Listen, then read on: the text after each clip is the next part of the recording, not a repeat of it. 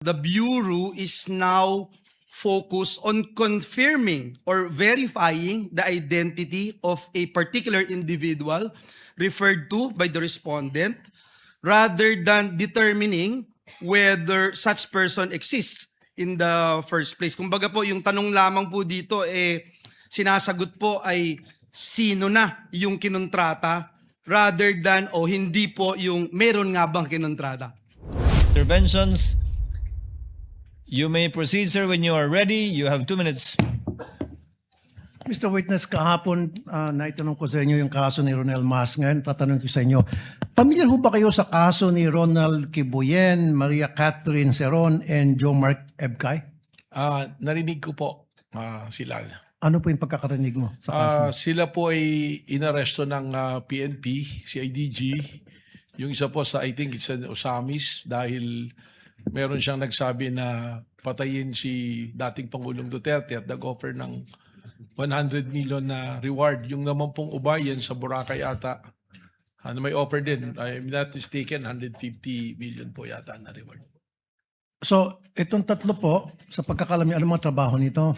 Yung isa po, construction worker, hindi ko po maalala yung isang tao. Yung isa ay unemployed college graduate. Ayun. So, the reason why I asked that, kasi tulad ni Ronel Mas, isang teacher, at itong tatlo, mga ordinary mamayan, Opo. i-compare natin dun sa ginawa ni VP Sara at saka ni Mayor Baste sa ating Pangulo, pagbabanta almost the same yung nangyari. So, kamay na bakal ang pinairal kapag mga ordinaryong mahirap na mamayan ang pinapairal ninyo dyan sa law enforcement. Pero kapag makapangyari ang mga tao, you treat them with kids' gloves. Why is that? Respectfully po, Your Honor, unang-una, I cannot speak to the behavior of the law enforcement at that time. But I agree with you na yung pag-aresto po sa kanila is warrantless arrest. That's the reason why na-dismiss po lahat ng kaso na yon. Yung sa ngayon naman po, yung mga pangyayari na ito, we go to the case build up and file a case katulad po nung nangyari kay Vice Presidente, meron pong nakapending ngayon na kaso. At kung ito po ay may file sa korte, that is the time that the court will issue a warrant of arrest. So meron po tayong prosesong sinusunod po. Mali nga yung pagka-aresto. Actually, warrantless arrest yung nangyari noon. Pero meron bang nag-utos why it was done by the law enforcement people at that time? And what's the difference between the law enforcement back then and the law enforcement people now? Well, I can only speak po for my bureau na NBI. We are making sure that we are following the process and the law. In any case, wala pong malaki o maliit na kaso. Ang tinitingnan po lagi natin dito ay ang ebidensya, ang batas at ang prosesong dapat pong sundin. Okay. I'll give you an example. Halimbawa, yung nangyari ngayon na pagbabanta sa ating Pangulo, nangyari noon sa panahon ni Pangulong Duterte at nagbanta si Leni Robredo. Halimbawa lang, of course, Leni Robredo would not do that kasi I know, wala sa karakter niya. Nagbanta si Leni Robredo kay Pangulong Duterte at matindi yung outburst niya at pagbabanta. At ganun din naggagawa ng follow-up ang kanyang anak. What would have happened? Sa tingin niyo ba, possible na merong gagawang pag-aaresto si PRD tulad ng ginawang pag-aaresto dun sa mga teachers, sa teacher, construction worker, at unemployed college graduate? Well, respectfully, it's calling for an opinion but siguro meron po akong pwedeng pagbasihan. Base na rin po sa inyong sinasabi na construction worker, teacher, ay inaresto dahil sa banta. Posible po. May possibility na baka arestuhin po kaagad ang Vice Presidente noon. Thank you, Mr. Witness. Thank you, Senator Judge Rafi Tulfo. Senator Judge Villanueva may proceed with his interjection when he's ready. You have 2 minutes, sir. Thank you, Presiding Officer, Mr. President. Just two quick questions to our dear witness. Your Honor,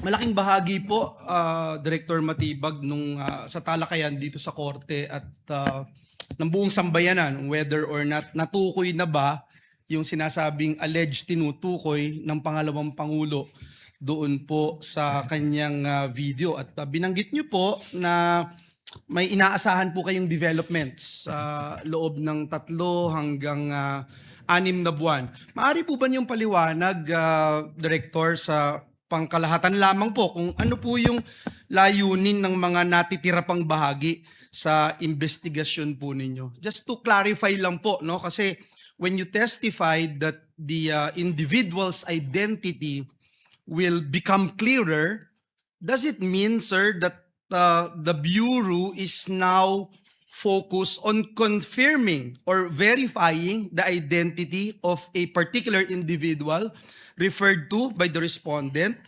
rather than determining whether such person exists in the first place? Kumbaga po, yung tanong lamang po dito, sinasagot po ay sino na yung kinontrata rather than hindi po yung meron nga bang kinontrata? Your Honor, dalawang bagay po para makarating po tayo dun sa kasagutan sa inyo pong katanungan. Una, sinabi ko nga po with certainty, meron kinontrata. Ano po yung basihan?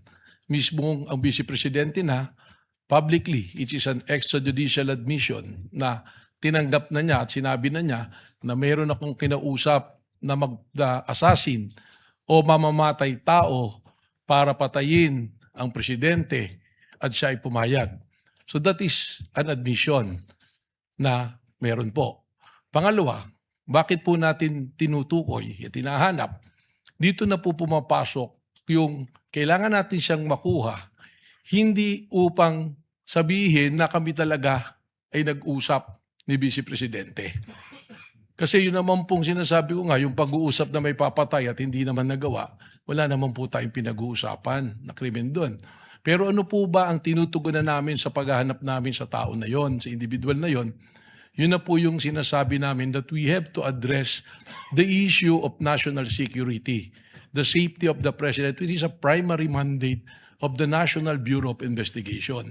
So pagkat ang banta po sa Pangulo, kapag ito ay seryoso tulad po nitong banta na ito, ito rin po ay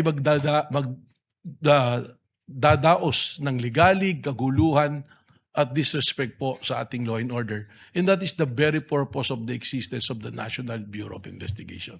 Yung binanggit niyo ho na may mga persons of interest, so yun nga po, no? Tinutumbok na po nito na nandun na po kaya kayo dun sa sino ang kinontrata rather than meron nga bang kinontrata. Tama po, Your Honor. Thank you, Director Matibag. Nabanggit niyo po kahapon din yung parte ng network ng respondent na tinatawag na Davao Death Squad. Batay po ito dun sa ebidensyang nakalap po ninyo, sabi niyo sa NBI, at meron po kayong nakikitang impormasyon na nagsasabi gusto kong malaman kung meron po kayong nakikitang impormasyon na nagsasabi na aktibo pa rin po ba ito noong 2024 kaya naging part ito ng inyong assessment sa kapasidad ng respondent?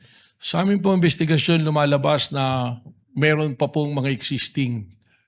At katunayan, without naming names, ganito po, ilagay na natin sa konteksto na nagsimula po kami sa maraming pangalan and we narrowed it down.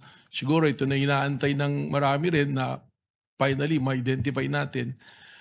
We are narrowing it down already to less than 20 individuals at may mga pangalan na po kami nito.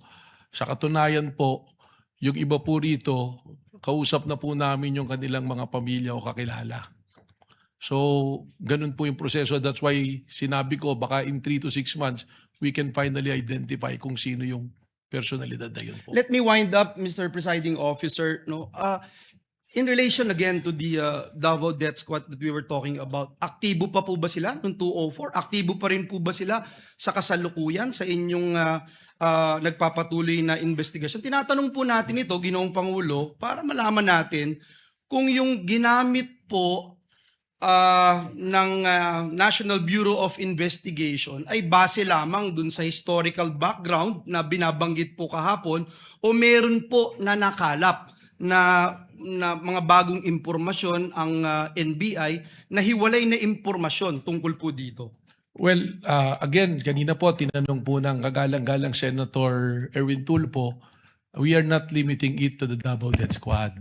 Sabi ko nga po, meron pong mga aktibo pa sa serbisyo na men in uniforms at kasama rin po dito ang Vice President Sara Security Group po. So even those who are actively involved right now in, men in uniform, is that what you're saying? That is something that I can say because general naman, it will Kindly not go wind to the up. identity. Yeah, that will be Meron all, po. Mr. Presiding Officer. Thank you, Director Salamat Matibag. po. Salamat po. Thank you, Senator Judge Villanueva.